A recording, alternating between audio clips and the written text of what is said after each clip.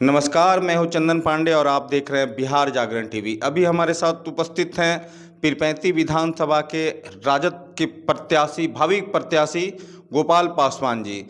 और अभी चुनाव सर पे है और चुनाव में कई सारे मुद्दे होते हैं नेताजी लोगों का, और चुनाव किस मुद्दा से लड़ा जाएगा इस संदर्भ में हमारी बात अभी गोपाल पासवान जी से होगी। और मैं एक बात और ख़ास बात आपको बताना चाह रहा हूँ कि अकबरपुर पंचायत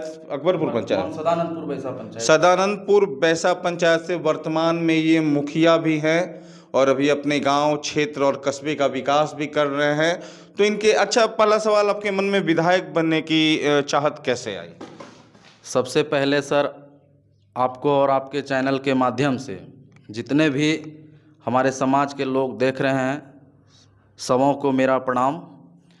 मैं जो विधायक बनने का चाह देखा, तो जब हम पंचायत चुनाव की तैयारी जब हम कर रहे थे क्षेत्र में घूम के, तो समाज के कुछ लोगों का कहना होता था कि आपको हम मुखिया नहीं, आपको हम विधायक तक देखना चाहते हैं, मुखिया तो हम लोग बनाएंगे। तो समाज मुझे मुखिया बनाया भी, और उनकी बातों को जब से हम माइंड में सेट था कि इनका बात कहा हुआ है, और हम जब चुनाव मुखिया जीतते हैं तो उसके बाद हम अपर के लिए कदम बढ़ाएंगे।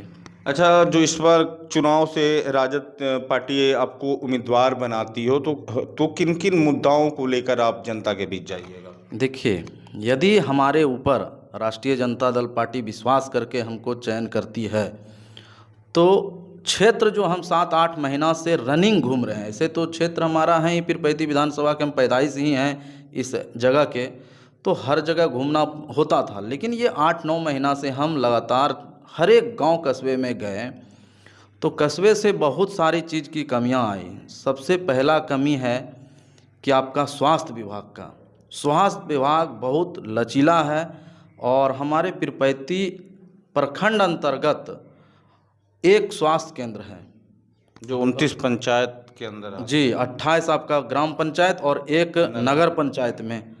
अभी देखिए, जैसे बाढ़ का मौसम था, ख़त्म हुआ है, अभी क्षेत्र में एकदम बू आना स्टार्ट हो गया है, पानी, ब्लीचिंग का छिड़काव करना, तो ब्लीचिंग का छिड़काव करना है। यदि डायरिया स्टार्ट हो जाता है, एक बीच में डायरिया का पेशेंट डेथ भी कर, बहुत कम से कम 6-7 छोटे छोटे बच्चे डेथ किए गौरीपुर गांव के, जी। तो आप देख रहे हैं कि वहाँ पे बेड नहीं है, सही तरह से इलाज की व्यवस्था नहीं है, डॉक्टर हैं लेकिन अवेलेबल सामान की जरूरी है। लेकिन पीरपैंती के वर्तमान विधायक तो बताते हैं कि हमने पूरा विकास किया है अपने क्षेत्र में। देखिए, कहने का तो उलुल जुलुल कुछ भी बोल देंगे आप। यदि आप इतनी बड़ी आबादी पीरपैंती विधानसभा का देखिए, तो लगभग 3.5 लाख का है, और 3.5 लाख में एक रेफरल अस्पताल है। उसमें से हमारा कम से कम 100 बेड का होना चाहिए हॉस्पिटल, है क्या? है नहीं है। विधायक जी तो कह दिए, कहने से नहीं हो जाएगा, समाज के आंखों में भी दिखता है। विधायक जी तो डॉक्टर को जूता लेके मारने पड़ जाते हैं। हाँ, तो एक तो डॉक्टर रहेगा, अब प्रेशर उनको देगा तो वो क्या करेंगे? डॉक्टर अपना आत्मसम्मान के लिए नौकरी छोड़ के चला गया इनके। हाँ, गए। एक और डॉक्टर साहब हैं, उनके साथ भी ऐसा ही हुआ था। हम तो पहुँचे थे वहाँ पे, एक अभी बिजली करंट एक रोशनपुर में हुआ था, हमको तत्काल खबर मिली थी, तो हम वहाँ पहुँचे थे। शायद कृष्णा सर से बात हुई, बहुत सारा समस्याएं भी सुनाई कि हॉस्पिटल की बहुत समस्याएं, कहीं कहीं सांप ऐसा निकल जाता है, फ़ोटो भी हमको दिखाएं कि आप जब हॉस्पिटल में ऐसा हो रहा है तो विधायक जी कहाँ विकास किए हैं? अच्छा, एक सवाल रहेगा, जैसे कि मुख्यमंत्री नीतीश कुमार जी के द्वारा जीविका दीदी के द्वारा 10-10 हज़ार रुपया दिया जा रहा है, और उस 10-10 हज़ार रुपया में से 1,000-2,000 रुपया की वसूली हर जगह की जा रही है जीविका दीदी लोग के द्वारा। कल मैंने ये खबर भी चलाया था। तो आपको क्या लगता है, ये नीतीश कुमार जी का कौन सा मुद्दा है ये 10? देखिए, ये नीतीश सरकार जी जो 10,000 दे रहे हैं, और माननीय प्रधानमंत्री नरेंद्र मोदी जी भी कह रहे हैं कि हमने 10,000 रुपया दिया, पेपर में, टीवी में भी देख रहे हैं। तो माननीय प्रधानमंत्री जी 10,000 दे रहे हैं, तो आप बिहार में ही क्यों दे रहे हैं? महिला जीविका दीदी तो पूरे भारत में है। यदि देना है आपको विकास के लिए ही या उनके रोजगार के लिए, तो पूरे भारत की महिलाओं को देते ना। ये चुनावी मुद्दा में आप क्यों दे रहे हैं? और माननीय मुख्यमंत्री जी जीविका दीदी के माध्यम से यदि 10,000 दे रहे हैं, तो वो उनको 10,000 में कौन सा विकास वो उन्होंने अपना बिजनेस शुरू कर सकती है? बिजनेस नहीं है ये, अभी चुनाव के लिए वोट को खरीदने का काम किया जा रहा है। और हज़ार रुपया जो जीविका दीदी लोग जो कह रहे हैं ले रही है, ये जीविका दीदी गलत कर रही है। यदि सरकार उनको दी है ऐसे लोगों पर कार्रवाई होना चाहिए। एकदम कार्रवाई होना चाहिए, चाहे जीविका दीदी हो या उनका अपर का जो जीविका समन्वयक के जो प्रमुख होते हैं उनके ऊपर भी कार्रवाई होनी चाहिए। अच्छा, जैसे कि तेजस्वी यादव जी ने बताया, अगर इस बार राजद की सरकार बनती है तो माई बहन योजना लाएंगे, तो क्या लगता है कि अगर आपकी सरकार बनती है तो इस योजना का लाभ मिल पाएगा प्रखंडवासियों को? एकदम जरूर मिलेगा। माँ बहन मान योजना 2500 रुपया महीना हमारा नेता प्रतिपक्ष आदरणीय तेजस्वी यादव जी ने घोषणा किए हैं। और इनका गठबंधन सरकार, वर्तमान में आपको झारखंड बगल से सटा हुआ राज्य है सर, वहाँ भी माई बहन मान योजना का उन्होंने घोषणा किए थे गठबंधन में। आज प्रमाण है कि 6-7 महीना सरकार बनने से वहाँ हो गई और सारे लोगों को 2500 रुपया करके सम्मान निधि मिल रहा है महिलाओं को। तो आप वहाँ का और जो वहाँ जो घोषणा किए तो वही हमारा वर्तमान में बिहार में भी करेंगे। अच्छा, जो अभी बिहार में एनडीए की सरकार है, एनडीए की सरकार के द्वारा दारू बंद किया गया था, तो आपको क्या लगता है ये जो दारू बंद का है ये सही था या अभी बंद पूर्ण रूप से बिहार में सच में बंद है? देखिए, शराबबंदी कानून लाएं, उससे लोगों में खुशी आई थी कि शराबबंदी होगा, लेकिन नीतीश सरकार ने शराब बंद सिर्फ पेपर में कराए हैं, धरातल पे नहीं कराए।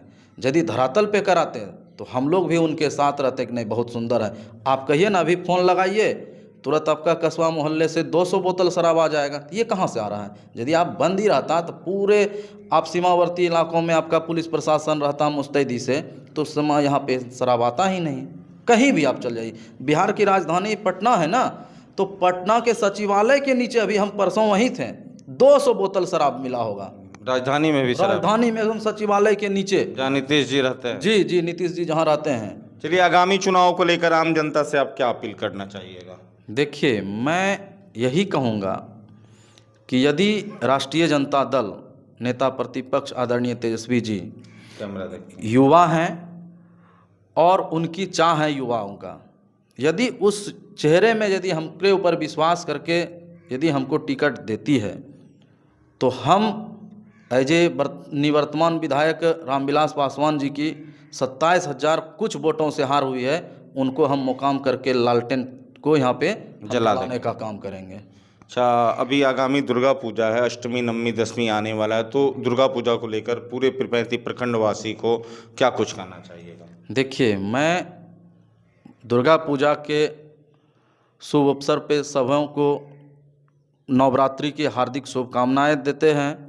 मेरा समाज का यही है माँ से कहना कि समाज के अंतर्गत सुखी संपन्न शांति और चैन की व्यवस्था समों को दे माँ, ताकि सब आगे आगे खुशी से बढ़ते रहे, यही मेरी शुभकामनाएं हैं। चलिए, बहुत बहुत धन्यवाद। तो हमारी बात हो रही थी युवा नेता गोपाल पासवान जी से, जो अभी आप देख सकते हैं काफ़ी युवा हैं, और जैसा कि हर जगह चर्चा हो रही है कि इस बार तेजस्वी सरकार और युवा नेता क्या विकास करेंगे। अभी इनसे बातचीत हुई हमारी, और आप ज़रूर देखिए और कमेंट में ज़रूर बताएं कि इनसे बातचीत हमारी कैसे लगी, युवा नेताओं का किस प्रकार का युवाओं के लिए विकास होना चाहिए। धन्यवाद।